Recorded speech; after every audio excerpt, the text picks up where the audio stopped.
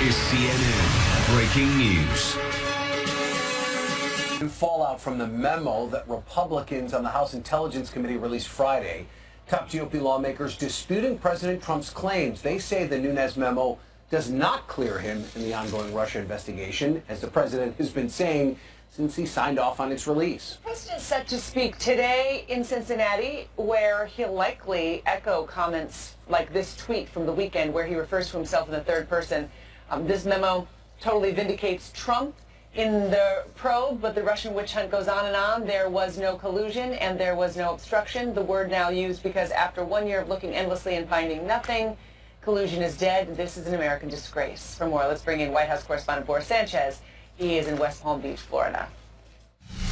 We heard several Republican lawmakers, some of them on the House Intelligence Committee, outright contradicting the president and his stance that he voiced several times over the weekend via Twitter, that the Nunes memo vindicates him and proves that the Russia investigation is a witch hunt. Listen to South Carolina Representative Trey Gowdy on one of the Sunday morning talk shows. There is a Russia investigation without a dossier. So to the extent the memo deals with the dossier in the FISA process, the dossier has nothing to do with the meeting at Trump Tower. The dossier has nothing to do with an email sent by Cambridge Analytica. The dossier really has nothing to do with George Papadopoulos' meeting in Great Britain. It also doesn't have anything to do with obstruction of justice. So there's going to be a Russia probe even without a dossier. Now, that statement coming from Trey Gowdy is especially significant because even according to Devin Nunes, Trey Gowdy is the only Republican on the House Intelligence Committee that has actually seen the raw data, the raw intelligence that allowed a FISA court judge to go ahead and issue those warrants to surveil Carter Page. So if anyone knows about the validity of the Nunes memo or its potential implication on the Russia investigation, it's certainly Trey Gowdy. Despite that, the president also tweeted portions of a Wall Street Journal editorial that suppose that there are political actors within the Department of Justice and the FBI that are anti-Trump. We also heard from Donald Trump Jr. on Saturday, and he said that the release of the Nunes memo is like sweet revenge for him and his family. Democrats are pushing for the release now of the so-called Schiff memo, that is the rebuttal of the Nunes memo, which according to Democrats contains more context and contradicts in portions of the Nunes memo. We could potentially see the Intelligence Committee vote to declassify that as early as today. What is unclear is whether the White House will allow for its declassification the way that they did for the Nunes memo. Christine. All right, thank you. All right, let's talk more about this. We'll bring in Washington Examiner White House correspondent Gabby Morangiello. She joins us from Washington. Gabby, Hi. Good to see you. I want to play a soundbite from Donald Trump Jr., of course, the president's son. He was on Fox News over the weekend, and this kind of is the talking point that the White House is using now after the release of this memo. Let's take a listen to this. There is a little bit of sweet revenge in it for me and certainly probably the family, in the sense that if they wouldn't have done this, this stuff would be going on. You're right. This would be going on at the highest levels of government. They'd be continuing to do it to my father, trying to undermine his actions. So it seems as though the Trump White House, they continue to use this word vindication as the result of this memo, but they've already been undercut by a lot of their fellow Republicans. It seems as though vindication seems to be a bridge too far in the wake of this memo, Gabby. It's a little bit of a weird way to spin it, most definitely. You have a number of Republican lawmakers, including Trey Gowdy, who we just heard from, saying that, no, this doesn't vindicate the president. If anything, it actually validates the Russia investigation. I mean, if you look at the contents of this memo, one thing that we did learn from it, which was pretty big and undercuts the Republican talking point, is that the investigation into the president's campaign began with George Papadopoulos. It didn't start with this dossier by Christopher Steele, which is something that a lot of Republicans have said because they feel that this dossier was compiled by somebody who was biased against the president. And if that was the moment that led to this FBI investigation, then that would somehow undercut the premise of the investigation. And unfortunately, that didn't prove true in Devin Nunes' own memo. I think going forward, though, as the president continues to talk about the Russia investigation and what the contents of this memo mean for him, the big thing to look for is if he's going to take punitive action against Rod Rosenstein, who we learned renewed these FISA warrants against Carter Page and other members of the Trump campaign. That could be a really important step if he does. It could severely impact Republicans and the party in a midterm year, and could also just create a huge crisis in politics if the president is taking action to end a federal investigation into his presidential campaign. I guess we know there's a rift within the GOP about all of this and the reaction to the memo. For the Democrats, I assume they'll be pushing today to release their own rebuttal.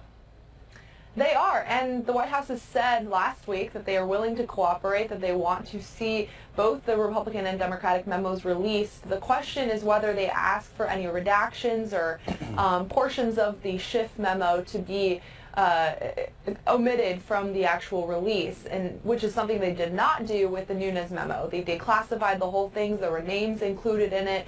So it's going to be interesting to see whether they actually do that with the Schiff memo or if they're indeed calling for full transparency with both of these documents. And I wonder, Gabby, if you look at the social media reaction, it seems as though all your Republican friends on Facebook felt that this was something that gave the president an out. All your Democratic friends said that there was really nothing to this memo. Could that actually, in the long run, potentially benefit the White House? Because more of a distraction and more uncertainty seems to benefit them in terms of this investigation. Well, I don't think that it's quite fair to characterize it like that. I think there are a number of Republicans who are actually quite terrified that this memo was released. You know, a lot of Republicans who may or may not oppose this administration who really felt this was an issue, a potential constitutional crisis. We've heard that as a talking point from a number of Republicans so far. Certainly there's Democratic opposition to this. The Democrats never wanted this memo to be released. It was a threat to national security, according to many Democratic lawmakers and Republicans. But I think across the board there is concern that declassifying sensitive government secrets like this is going to have an impact, whether you're a Republican or a Democrat. All right, come back in a few minutes. We'll talk more about all the news of the morning. Gabby Marangelo, White House correspondent of the Washington Examiner. Thank you. Get a cup of coffee. Come back. Lots to talk about on a Monday morning. See you soon. Time for an early start on your money this Monday. It's looking like an ugly start to the week for stock investors. Asian stock markets picking up where Wall Street left off. Look at that. Tokyo and Hong Kong are both closed. The Nikkei fell more than 2.5%. Hong Kong's Hang Seng down just over 1%. In less than a week, the mood has shifted from greed, the fear of missing out in the markets, to just fear. A strong jobs report Friday. It was good for workers. Wages grew faster than any time since 2009. But it's bad for investors because it signals inflation ahead, and you have a bond market that's reacting pretty sharply. So Wall Street suffered its worst day of the Trump presidency. The Dow closed down 666 points. That's 2.5%, its biggest percentage decline since the Brexit turmoil, remember, in June 2016. Its steepest point decline since the financial crisis. Both the Dow and the S&P suffered their biggest weekly drops since early 2016, about 4% each. Stocks have been rising since November of 2016. Some analysts think the market is long overdue for a pullback or even correction. I mean, this morning, that is the #1 topic of conversation already in markets this morning. Is this the beginning of a correction, or is this a buying opportunity? But look to the bond market for clues. That's where bond market, much bigger than the stock market, and the bond market is telling us higher rates are coming. Okay. New clues in the deadly Amtrak crash that killed 2 and injured more than 100. Investigators are looking into a key switch that diverted the train into another. We'll have that story next. Investigators have learned the cause of another deadly train crash, the second in less than a week. Sunday's collision in South Carolina killed 2 people and injured 116. Amtrak train 91 ended up diverted onto the wrong track, causing it to smash into a stationary freight train. The 2 people killed were Amtrak employees, the train's engineer and a conductor.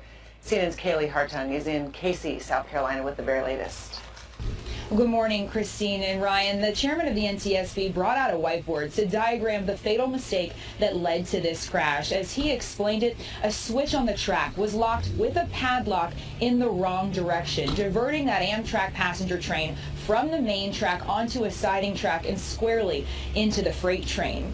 Now, NTSB investigators have to figure out why that switch was left locked in the wrong position when trains like Amtrak Train 91 travel along that path every day. This is a question that the CSX Corporation will have to try to help them answer. CSX, the railroad group that owns, operates, and maintains the stretch of track where this crash occurred, so they're responsible for the signaling, the switching, and the dispatching in that area. CSX offered up a statement with their condolences to the families of the two victims of this crash, the conductor and the engineer of that train. While they did that, they did not acknowledge any wrongdoing of their own other than to say they would be cooperating fully with the NTSB investigation. Another key piece of evidence in this investigation, that would be a forward-facing camera on the Amtrak train that investigators already have being analyzed in a lab in D.C. Christine, Ryan. All right, Kaylee, thank you for that. Uma Thurman, the actress, is detailing a tortured working relationship with Hollywood producer Harvey Weinstein. In a New York Times op-ed, the actress reveals an incident where Weinstein allegedly attacked her. Thurman says it happened in the 1990s in Weinstein's suite at the Savoy Hotel in London. She writes, quote, he pushed me down, he tried to shove himself on me, he tried to expose himself, he did all kinds of unpleasant things. I was doing anything I could to get the train back on the track, my track, not his track. Thurman says he sent her flowers the next day and that in 2001 she reminded him what had happened at that hotel and he apologized. A representative for Weinstein provided photos to the New York Times of Thurman and Weinstein together and a statement that it demonstrated a strong relationship between the two when she says it was a toxic relationship. They also added in part, quote, Mr. Weinstein acknowledges making an awkward pass 25 years ago at Miss Thurman in England after misreading her signals, for which he immediately apologized and deeply regrets. However, her claims about being physically assaulted are untrue. The statement goes on to say Weinstein is saddened and puzzled as to why Thurman waited 25 years to make these allegations public. CNN also reached out to director Quentin Tarantino, who's mentioned in this piece. He collaborated on many of these Weinstein projects and Thurman's representatives as well, and have not yet heard back. She's speaking to Maureen Dowd over the course of 2 big, long interviews. It's a remarkable read. Not your traditional op-ed, I would really, or opinion piece. I would encourage everybody to take a look at that. 21 minutes past the hour. The U.S. saying they're getting ready to counter North Korean propaganda at the Olympic Games. More on the plans next. Underway Friday, and much of the focus has been on North Korea. The Kim regime sending a delegation that will march under a joint flag with South Korea, and female hockey players from the 2 Koreas will play together as one team. But a high-profile U.S. guest plans to deliver a reality check when he arrives. Ivan Watson, already in Pyeongchang. He has the latest developments from South Korea. Ivan. Good morning, Ryan. That's right. That joint team, the first ever between North and South Korea, forming a women's ice hockey Olympic team. They held their first exhibition game on Sunday against Sweden. It was the first time that these women, who have in the past played against each other, competed against another opponent. They lost 3-1. The coach made it clear that this has not been an ideal situation, that they were basically lumped together just a matter of weeks ago by a decision made by the North and South Korean governments. They're trying to make the best of it, but they speak virtually different languages of hockey between North and South, and for some reason, the North Korean athletes aren't even staying in the same residence as the South Korean athletes, all things that lead to kind of additional obstacles that they're trying to surmount at the last minute. In the meantime, we're learning more about the delegations that'll be coming here to Pyeongchang. The U.S. Vice President Mike Pence will be coming. He'll be accompanied by Fred Warmbier. That's the father of the American university student who died after more than a year and a half in captivity in North Korea.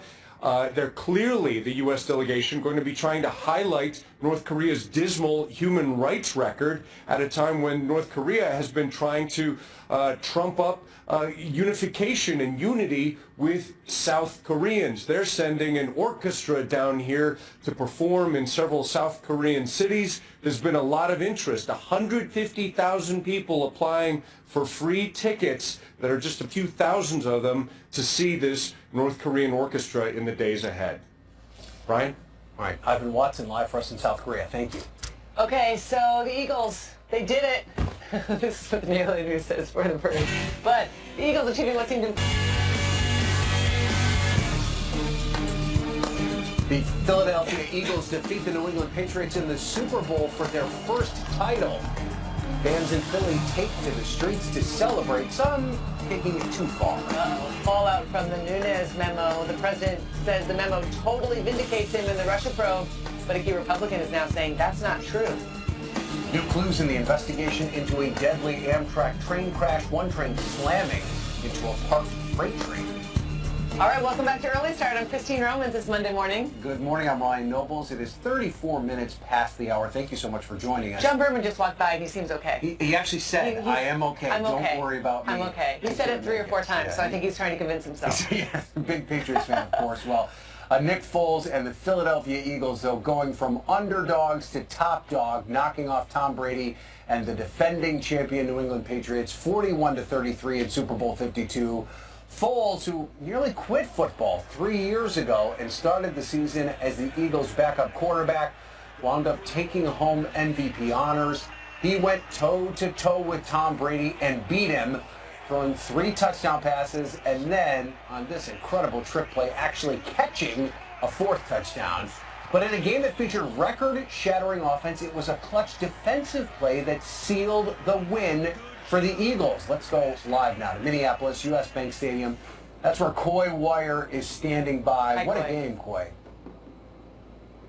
Incredible game. Records, over 15 records were broken in this one, including most total yards in a game. Over 1,000 yards. That's regular season or Super Bowl. Incredible stuff. Tom Brady tried to catch a pass, dropped it, but then Eagles quarterback Nick Foles, he caught one for a touchdown. When's the last time you saw that in a Super Bowl? Oh, never, because he threw one too, and that never been done before. But this is the guy who has the respect of his teammates. He takes grad school, seminary classes in the off season. He wants to be a high school pastor someday. Tom Brady, though, and the Patriots would come back in the 4th quarter, taking the lead for the first time with a touchdown pass to the Gronk star. But Nick Foles going toe-to-toe with the living legend Tom Brady, throwing this touchdown pass, regaining the lead. Zach Ertz for the score there. After some dispute, was it a catch or not? It was. Brady would get another chance with about 2 minutes to go, but no. Brandon Graham with the strip sack, fumble recovery for the Eagles. Tom Brady will get one more chance. A Hail Mary, a prayer that would not be answered for Patriots Nation. Philadelphia taking their first ever Super Bowl title. Parties in the streets. I had to track down the MVP of the game and the coach right there who got some Gatorade dumped on him. Here's Nick Foles. Just to be a part of this, to be a part of the Philadelphia Eagles organization, and to be a part of the first World Championship, that we're very blessed. It's an unbelievable feeling, and I mean, honestly, right now, it's all soaking in. It's unbelievable. No team deserved this more than we did. All the things that we fought for, man, what this means to the city that we come from, and we can't wait to bring this back to Philly. I wasn't breathing easy till the last second. Can't even put it into words, man. I'm 30 years old, and I got to come up with a new life dream. I mean, losing sucks, but that's part of it. You know, you show up and you try to win, and sometimes you lose. That's the way it goes. What an incredible story. Philadelphia Eagles being called underdogs all season long. And how about for the NFL as a whole? The season started in Philadelphia with the NFL draft being held there for the first time ever, and it will end in Philadelphia with a parade, a championship parade through the streets. Awesome. Just awesome. All right, talk to us about the halftime show. Justin Timberlake performed. A lot of chatter on social media. Some loved it, some didn't. Well, I'll tell you what, I did see that, and I could understand that because the TV broadcast is completely different from what you see in the stadium. It was Justin Timberlake's 3rd time ever performing at a Super Bowl, 1st time as a headliner, but this was the goosebump-inducing moment that had me and the folks around me just jaw dropped.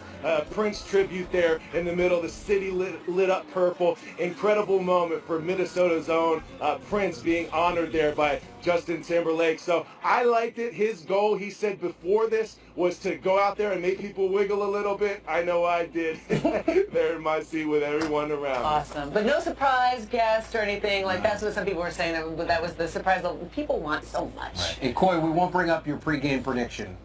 We won't talk about that.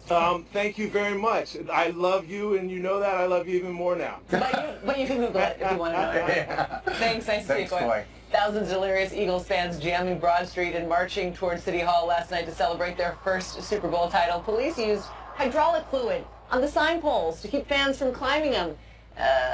Didn't work out in every case. Several of those poles pulled down, along with reports of looting and smashed out windows. Authorities say a car was overturned in Center City, and people were seen jumping off the Ritz-Carlton awning until it collapsed. I can't believe more people weren't hurt there. Local media outlets are reporting several injuries.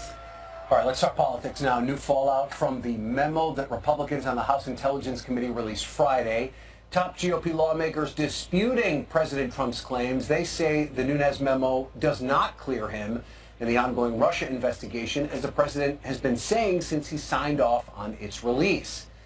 The president's set to speak today in Cincinnati, where he'll probably echo comments like this tweet from the weekend, where he refers to himself in the third person. This is what the president wrote. Quote, "This memo totally vindicates Trump in probe, but the Russian witch hunt goes on and on. There, spelled incorrectly, was no collusion and there was no obstruction." The word now used because after 1 year of looking endlessly and finding nothing, collusion is dead. This is an American disgrace. For more, let's go to White House correspondent Boris Sanchez. He is in West Palm Beach, Florida. Boris?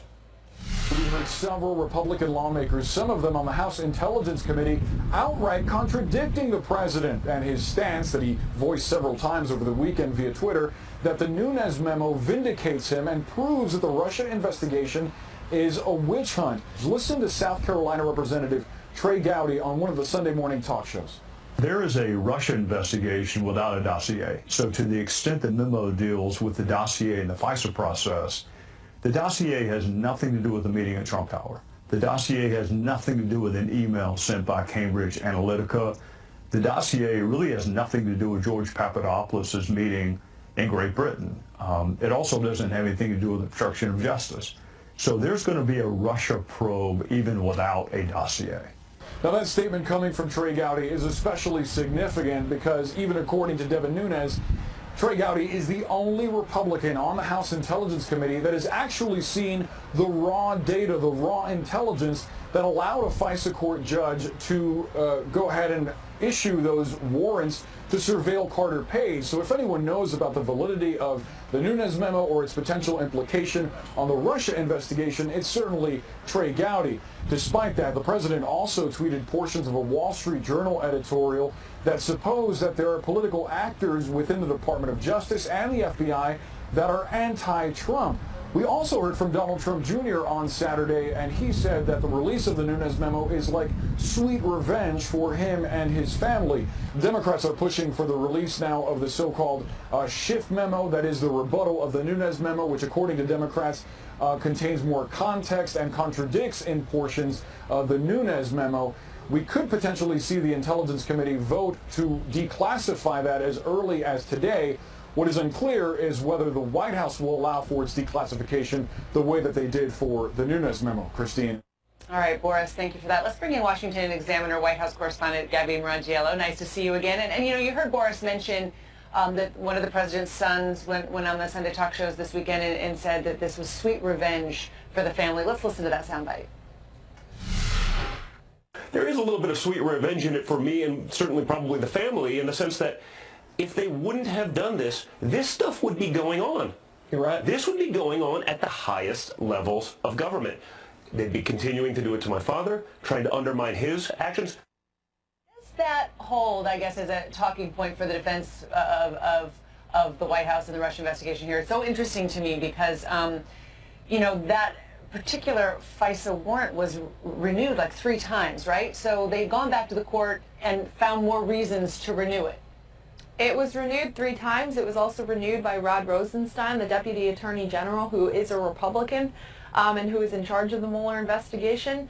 It's something that, this talking point that somehow this Nunes memo validates the president and undermines the entire premise of the special counsel probe really isn't valid at this point. I think a lot of Republicans have already pointed that out, including Trey Gowdy, who we just heard from earlier, saying that these things aren't mutually exclusive, that sure, there might be malpractice at the FBI, that there was this dossier compiled by Christopher Steele, who did have an anti-Trump bias when he was putting this together, but those things don't in themselves completely undermine the special counsel investigation, that it would exist otherwise. And I think that's something that's being missed here by the president and his allies. It's something that they're overlooking and certainly not mentioning as they talk about the probe in this memo. It was George Papadopoulos before it was Carter Page who they were looking into, who sort of prompted this Russian investigation. Purposefully overlooking that key point in the memo. And, you know, Gabby, dueling memos, perhaps a Democratic memo in some form or fashion comes out this week, but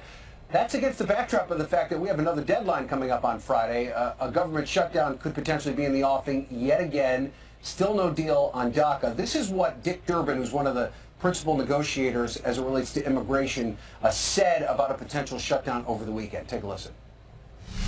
I don't see a government shutdown coming, but I do see a promise by Senator McConnell to finally bring this critical issue that affects the lives of hundreds of thousands of people in America, finally bringing it to a full debate in the Senate. That's what we were looking for when there was a shutdown. We have achieved that goal. We're moving forward.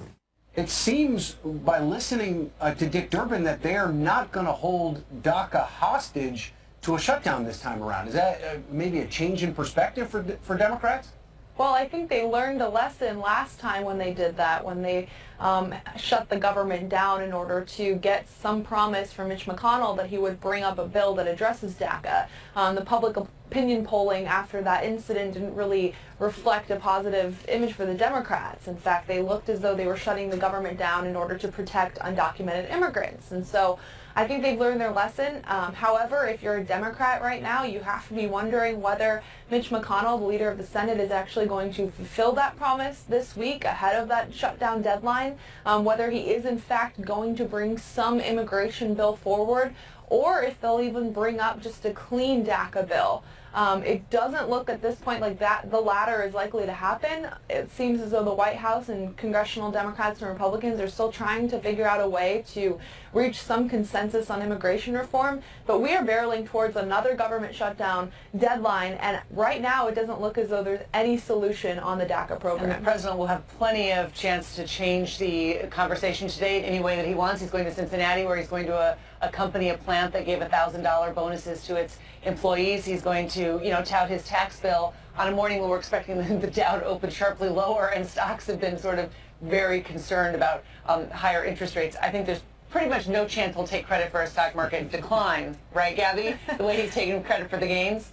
No, only when it's up. I do think he'll take a lot of credit, though, for what the White House has called the Trump bump, which is all of these companies moving their manufacturing back to the U.S., announcing bonuses, increases in wages for workers. That's something that the Republicans are really going to run on in this midterm year, being the impact of that GOP tax bill that passed late last year. And I expect that that's what the president's going to tout when he's in Cincinnati today, which is, a big blue-collar community, working-class area, a state that he won in 2016, and one where you have a gubernatorial and a competitive Senate race happening. And a swing state in 2020, probably. So, Gabby Morgiello, White House correspondent for the Washington Examiner, thanks so much for being with us this morning. Nice to see you. Thank you. Investigators getting closer to figuring out why an Amtrak train slammed into a parked freight train. They're focusing on a new key track switch. More ahead.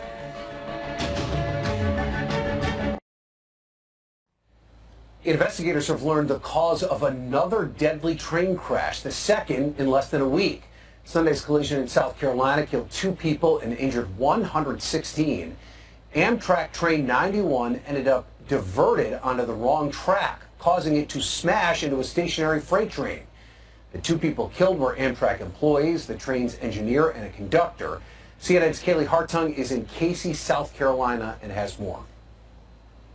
Morning, Christine and Ryan. The chairman of the NTSB brought out a whiteboard to diagram the fatal mistake that led to this crash. As he explained it, a switch on the track was locked with a padlock in the wrong direction, diverting that Amtrak passenger train from the main track onto a siding track and squarely into the freight train.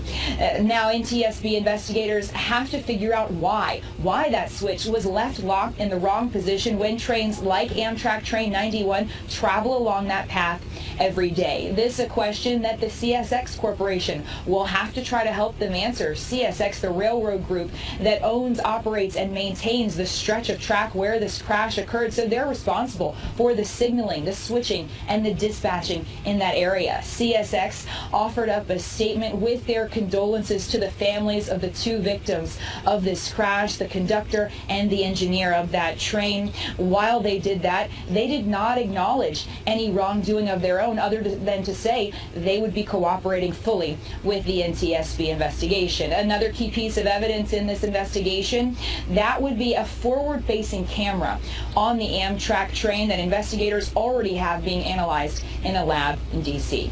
Christine, Ryan. All right, Kaylee, thank you so much for that. Now, time for a look at what's coming up on New Day, and Allison Camerata joins us this morning, and Berman is okay? We're trying not to talk about it right now, Christine. He's not okay. He's sad. You know, he's very sad. He just told us he was okay. Brady says it sucks to lose. John, I mean... Are you... Or John, okay. He's actually mute. He's actually not going to respond. I hope that it changes in the next 7 minutes, or this is going to be a very long show.